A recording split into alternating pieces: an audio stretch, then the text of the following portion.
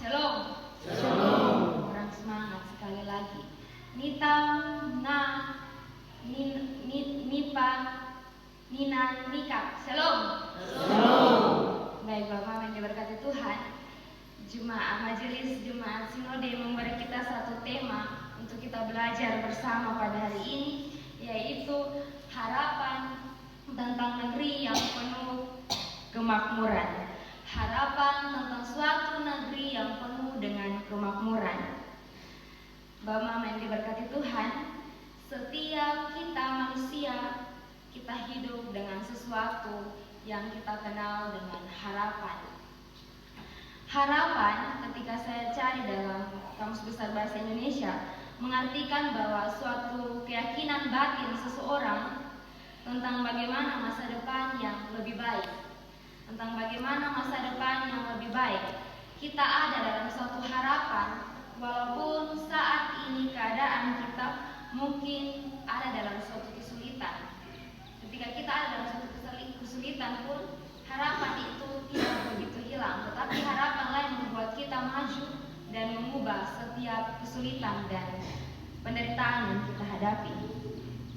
Harapan tetap membuat setiap kita untuk membangun dari setiap keterpurukan kita dan terus bekerja keras untuk mendapatkan hasil yang mungkin belum terlihat atau belum kita ketahui.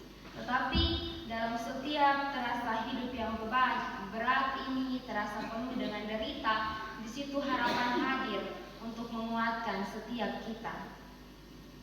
Tanpa satu harapan, hidup kita setiap manusia ini umpama sama seperti perahu, yang dimana ketika perahu itu berlayar dan ada di tengah lautan, tetapi ia tidak tahu arah kemana ia akan berlayar.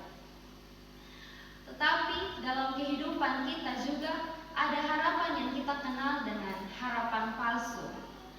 Harapan palsu itu saya kasih umpama sama seperti pelangi. Pelangi Bapak Mama, ketika kita melihat pelangi itu tampak indah sekali.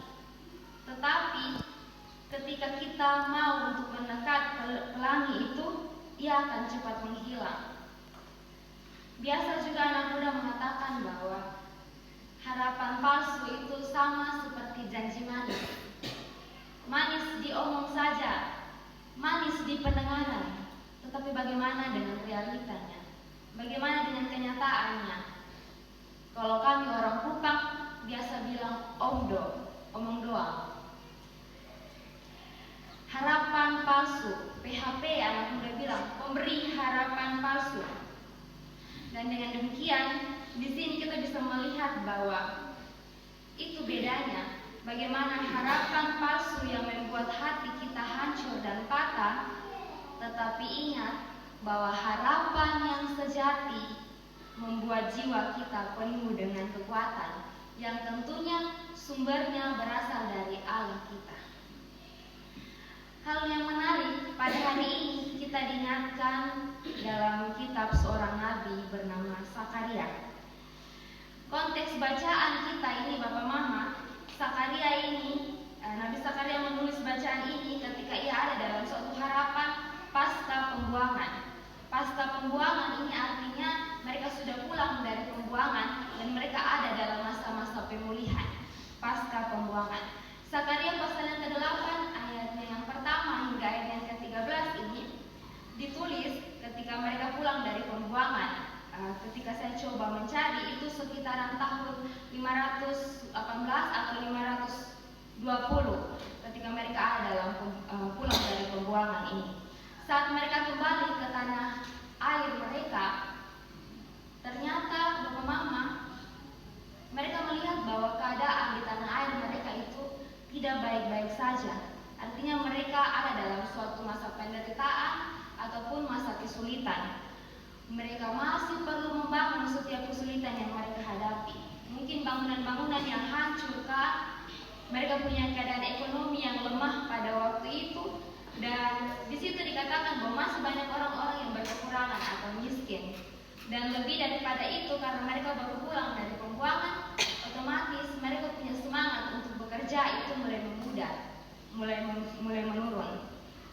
Pulang berarti mereka berakhir dari satu penderitaan. Tetapi melainkan itu adalah awal dari perjumpaan baru mereka untuk menata, untuk membangun kembali negeri yang mereka tinggalkan selama mereka ada dalam pembuangan, yang bisa dikatakan dalam tanda kutip mereka punya negeri itu masih ada dalam keadaan runtuh.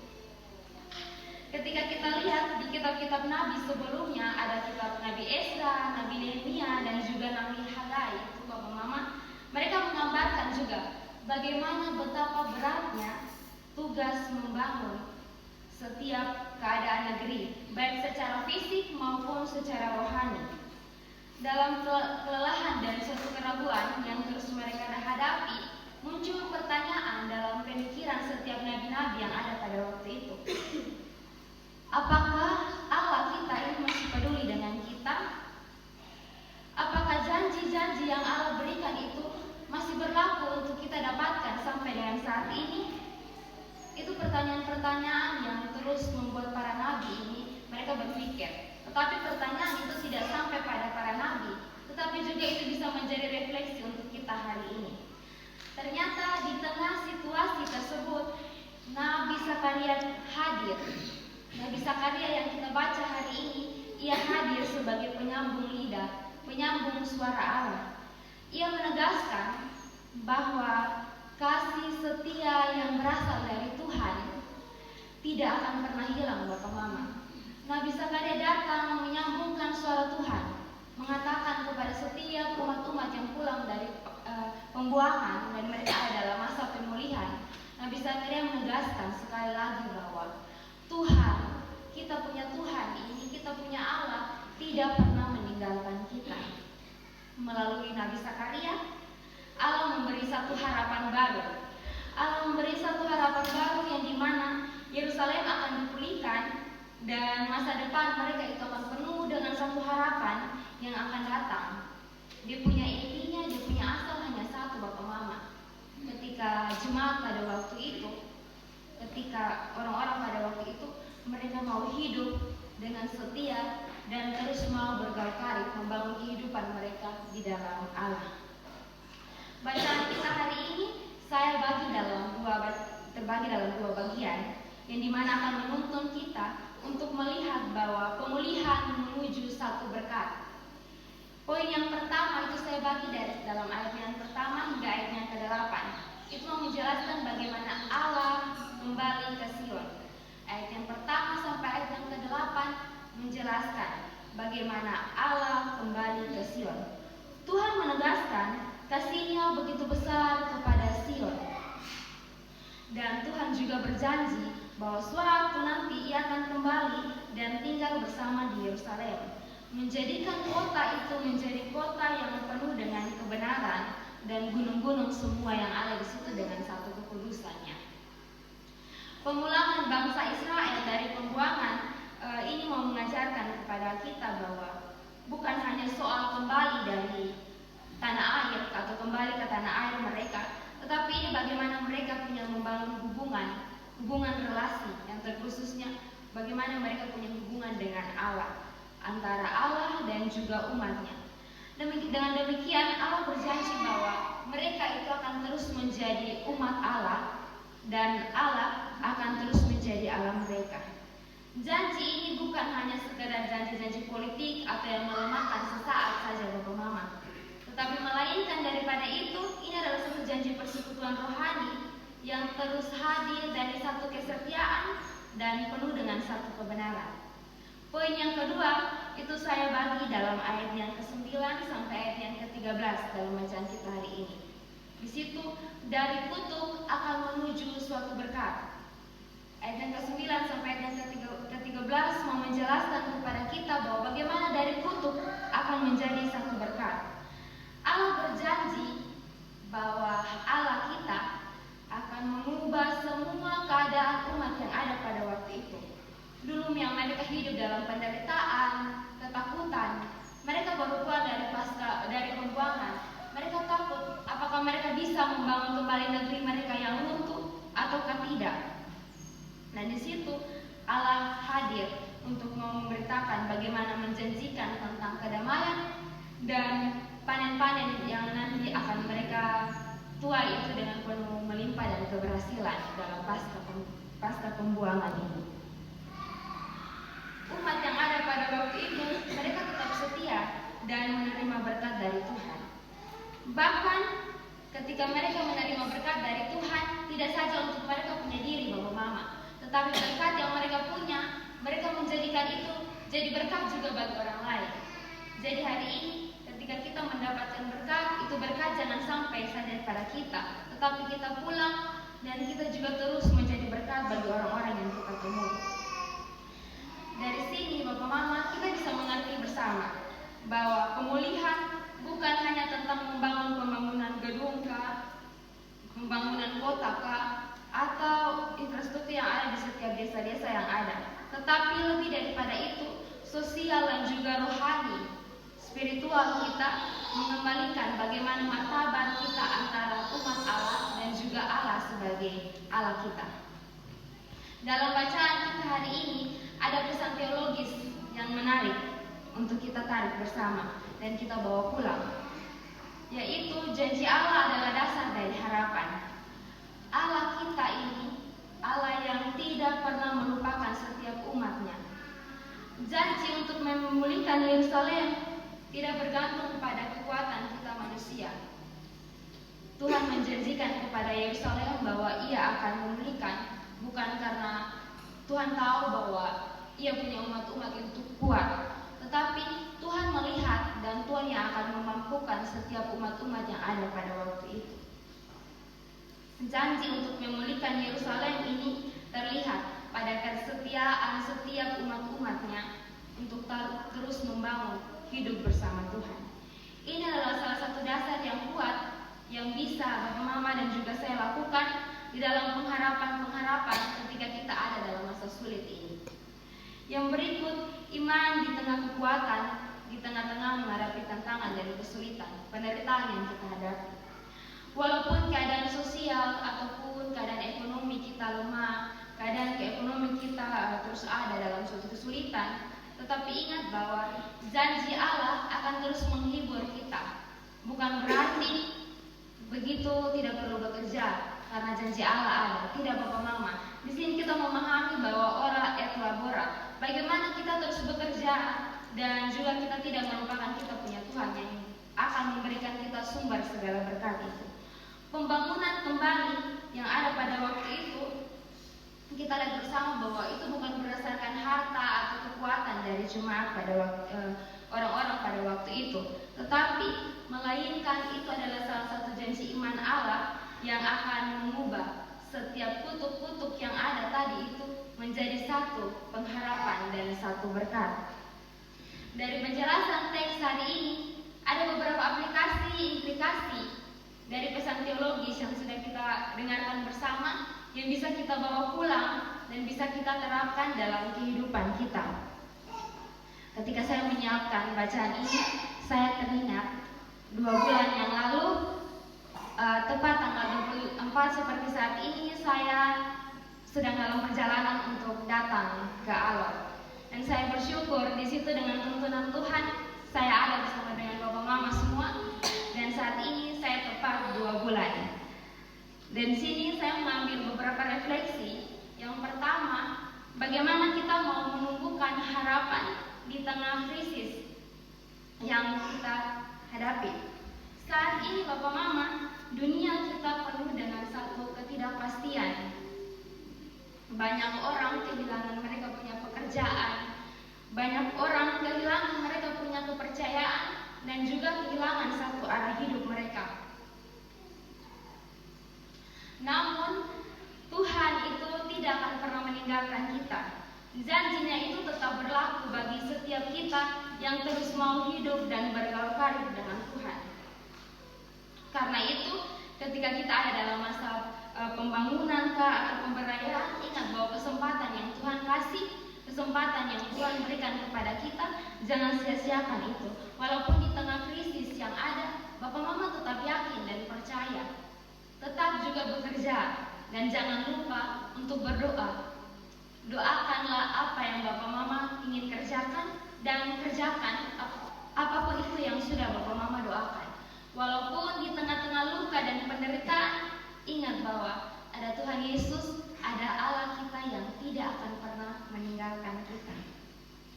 Di tengah krisis ini, misalkan di daerah kita di saat ini, di tempat ini, mungkin bagaimana persoalan mengenai kehidupan sehari-hari, jalan rusak atau listrik yang sering padam atau air bersih yang sulit dan lain sebagainya, atau hasil panen yang Bapak Mama mungkin akan dapatkan dan tidak menentu, itu jangan menjadikan itu sebagai satu beban. Tetapi mari coba berefleksi, atau itu salah kita kah, atau itu karena cuaca dan lain sebagainya. Dan mari terus bersyukur dan berpengharapan penuh bahwa suatu kemudian Tuhan akan menghasilkan, Tuhan akan memberi hasil yang akan Bapak Mama tuai dengan penuh sorak-sorai.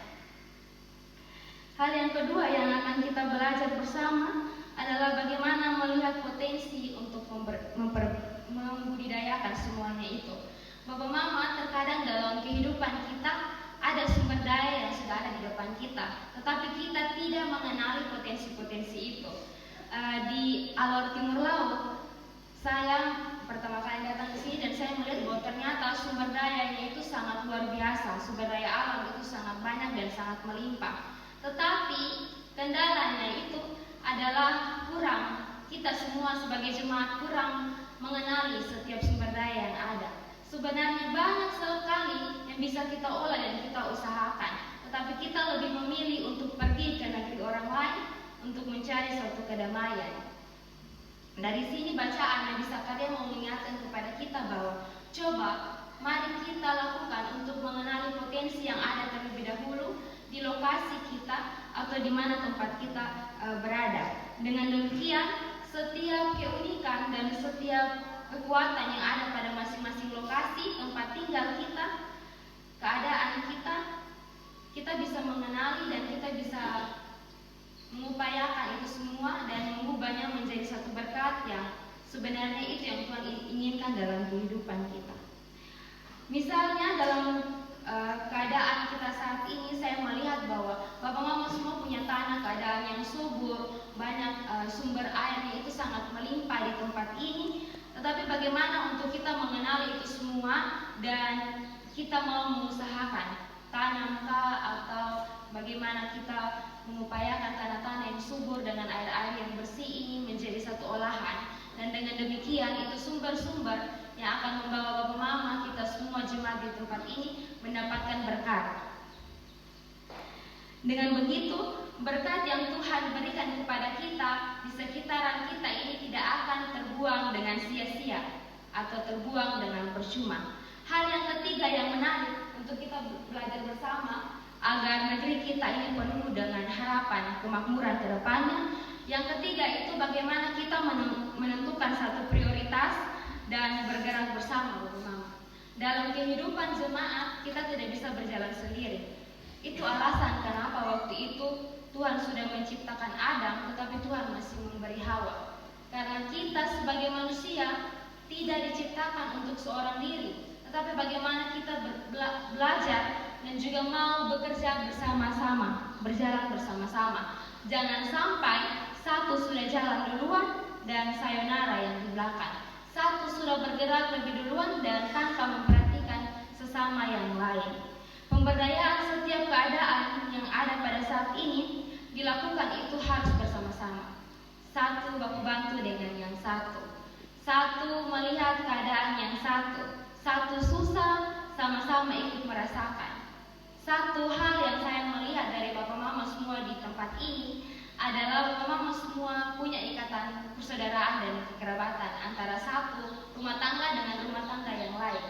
Dan ini membuat saya untuk memikirkan bahwa Bapak Mama semua pasti punya rasa kekerabatan, rasa solidaritas antara satu dengan yang lain itu semakin tinggi karena memiliki ikatan persaudaraan yang kuat. Dengan demikian Bapak Mama bisa saling bersatu, saling berdamai, saling bergandengan tangan bersama-sama untuk membangun negeri ini. Itu adalah 3 hal menarik yang akan kita bawa pulang pada hari ini. Dengan demikian, harapan yang hidup, harus dilakukan dengan tindakan yang aktif dalam kehidupan kita. Saudara-saudara yang terkasih di dalam Tuhan kita Yesus Kristus, firman Tuhan hari ini, mari jangan saja kita dengar saat ini, tetapi kita bawa pulang, dan terlebih daripada itu, Bapak, Mama, dan juga saya terus melakukannya dalam kehidupan kita dengan satu pengharapan yang penuh dan dilandasi dengan harapan yang sejati, yang sumbernya itu berasal dari Allah. Percayalah bahwa suatu saat Bapak, Mama, dan juga saya sendiri, kita akan memanen, kita akan tuai hasilnya itu bersama-sama dengan Allah, karena Allah adalah pemberi harapan yang sejati. Dengan demikian, firman Tuhan hari ini bagi saya terasa istimewa, karena saya akan mengakhiri pelayanan saya dan beberapa hari nanti saya akan kembali. Dan biarlah firman Tuhan itu bisa menjadi kekuatan buat Bapak Mama semua yang ada di tempat ini, dan juga saya akan melanjutkan setiap keadaan kita, setiap apapun yang akan kita lakukan ke depannya, dengan pengharapan bahwa pengharapan yang sejati hanya datang dari Tuhan. Setiap kehidupan kita, Tuhan tidak pernah menjanjikan kehidupan kita tanpa satu penderitaan, tetapi Tuhan kasih izin dan Tuhan kasih janji. Biarlah penderitaan itu, biarlah setiap penderitaan itu akan menceritakan bagaimana kemuliaan Tuhan. Harapan tentang negeri yang penuh kemakmuran. Biarlah firman Tuhan terus memberkati Bapak, Mama, dan juga saya. Latal ana libertar. Amin untuk kebenaran firman Tuhan.